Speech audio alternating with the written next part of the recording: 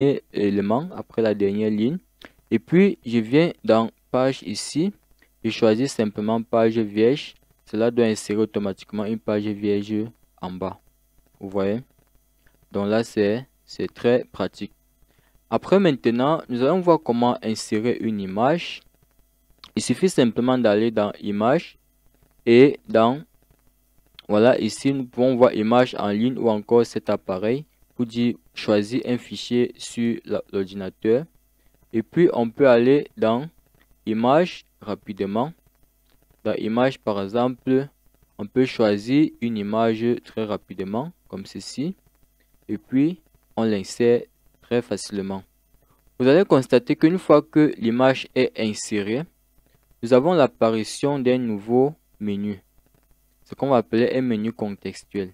Cela n'apparaît que lorsque l'image est active, lorsque l'image est sélectionnée. Vous voyez bien qu'on a ici le menu outils d'image, on a le menu format dans l'outil d'image, donc menu format. Et ce menu va nous permettre de configurer notre image. Si je veux également, voilà, une chose, une astuce, lorsque vous insérez l'image, pour pouvoir la manier facilement, il faudrait d'abord la positionner. Il faudrait choisir une position adéquate, une position n'importe laquelle, afin de pouvoir déplacer votre image sans problème dans Word. Voilà. Par la suite, nous pouvons voir comment insérer des formes. On a la possibilité d'insérer des formes dans Word. Vous voyez, on a des formes de base, on a les formes des flèches, on a les formes des organigrammes, ainsi de suite. Donc, nous allons choisir une forme au hasard. Je vais choisir celle-ci.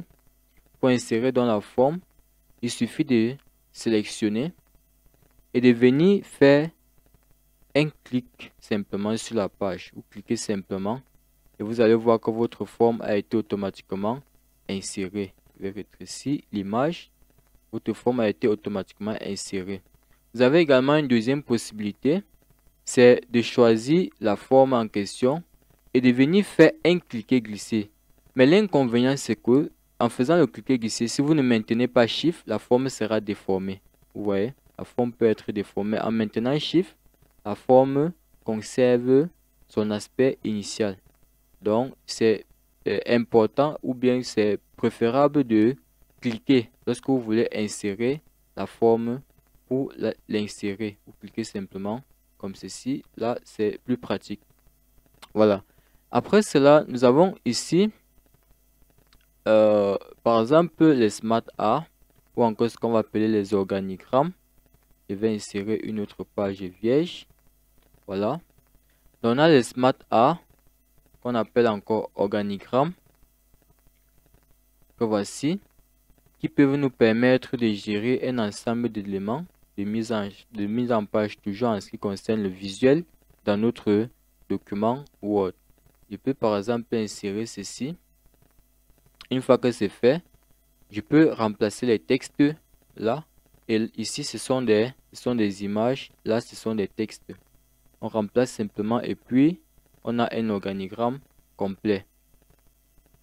Là également, j'ai la possibilité d'insérer un graphique, toujours dans Word. Nous savons bien, bon, pour ceux qui ont déjà une idée de ce que c'est qu'un graphique, vous savez que généralement les graphiques se gèrent plutôt dans Excel. Donc Word en principe ne gère pas les données d'un graphique. Word gère uniquement l'image. Lorsque nous allons insérer le graphique, vous allez constater que Word fait appel automatiquement à Excel. Par exemple, si je choisis dans ici, je choisis ce modèle de graphique et je valide sur OK. Le graphique va s'insérer et vous allez constater autre chose. Voilà, la machine est un peu lente. Voilà. Une fois que le graphique est inséré, vous allez constater ici, pour ceux qui connaissent la fenêtre d'Excel, que Excel est ouverte devant nous automatiquement. Donc voici Excel qui est ouvert. Ici, la fenêtre d'Excel, qui va nous permettre de modifier les données du graphique qui se trouve dans Word. Vous voyez donc que Word ne peut pas gérer les données du graphique automatiquement. Donc voilà comment on insère le graphique. Dans les versions, dans la vidéo de Word avancée, on va mieux expliquer comment gérer cette donnée de graphique, que ce soit dans Word ou dans Excel. Voilà. Donc, on a la possibilité également, bon, là, nous avons parcouru les éléments d'insertion. On peut également avoir comme très rapidement, dans cette version de Office, les éléments un peu avancés, on a la possibilité de faire des captures d'écran, on a la possibilité d'insérer des vidéos, on a la possibilité d'insérer, par exemple, des audios aussi dans notre logiciel, donc en ce qui concerne les médias, dans notre logiciel de Word, des liens, ainsi de suite. On a ici la possibilité d'insérer une zone de texte. Alors, une zone de texte va nous servir à faire quoi? Une zone de texte va simplement nous servir à écrire du texte à un endroit où Word ne peut pas facilement Word ne peut pas facilement gérer. Ça veut dire, je peux décider, vous voyez ici, on a défini la marge et que le texte ne déborde pas la marge. Mais je peux décider de créer un texte, par exemple, qui débordera par exemple la marge. Vous voyez ici, je peux avoir un texte qui déborde la marge. Là, je suis hors des marges, mais simplement en utilisant la zone de texte. La zone de texte me permet d'écrire du texte d'une certaine manière et à un endroit bien précis où la mise en forme ne peut pas gérer cet élément-là. Voilà. Donc là, maintenant, nous allons voir ici ce qu'on va appeler les objets WordArt. Les WordArt, comme on peut dire là du mot, c'est simplement une manière d'écrire un mot de manière artistique en fait. Donc, lorsque on veut écrire un mot ou un texte de manière artistique, on peut utiliser le WordArt pour le faire. Il suffit simplement de sélectionner son texte et de venir cliquer sur l'élément en question. Je vais par exemple sélectionner ici un mot que voici.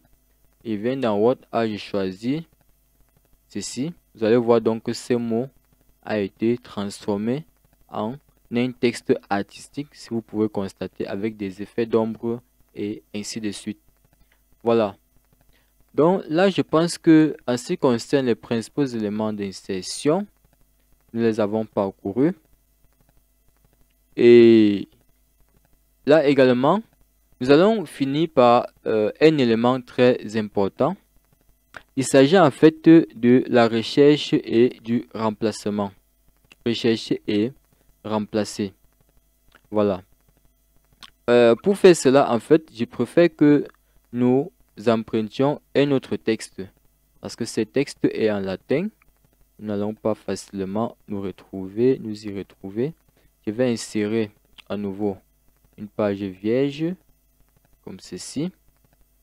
Et puis, je viens ici insérer un autre texte, cette fois-ci en utilisant la deuxième formule, égale ran. Là, nous obtiendrons un texte en français.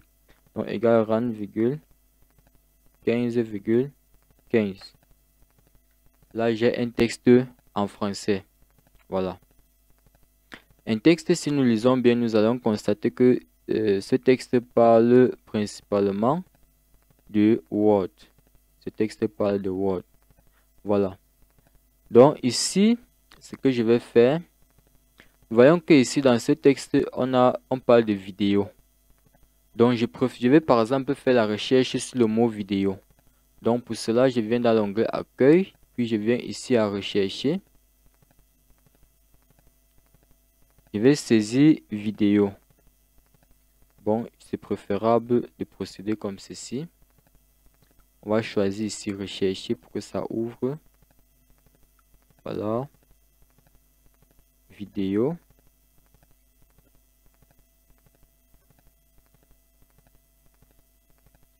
Vidéo. Vous allez voir qu'automatiquement tous les mots vidéo dans mon texte ont été sélectionnés. Vous voyez. Tous les mots ont été sélectionnés. Tous les mots vidéo ont été sélectionnés. Je peux choisir maintenant de remplacer. Vous voyez, je peux venir maintenant et dire remplacer par par exemple par film. Je clique sur remplacer tout. On dit vérification. La vérification est terminée. Nous avons effectué 60 remplacements. Donc dans notre texte, on a plus le mot vidéo. Et maintenant partout on avait vidéo, on a film. Vous pouvez constater par vous-même. On a film partout. Donc là, c'est une technique très pratique pour rechercher et remplacer un mot ou un groupe de mots dans notre logiciel Word. Donc nous sommes rendus dès à présent à la fin de cette vidéo. Sachant que très prochainement, nous aurons la version plus améliorée, la version avancée de cette vidéo, la version avancée de la formation du cours de Word. Donc dans cette nouvelle formation, on va détailler plus amplement les différents éléments que nous avons présentés ici. Donc là, on va entrer plus en détail. Et puis, il pourrait avoir également des éléments de pratique ou bien des éléments, des exercices que vous pouvez faire pour mieux comprendre cela. Donc, j'espère que vous avez aimé cette vidéo. Si c'est le cas, n'hésitez pas à liker et surtout à partager avec votre entourage si ça peut les aider également. Donc, merci et à la prochaine vidéo.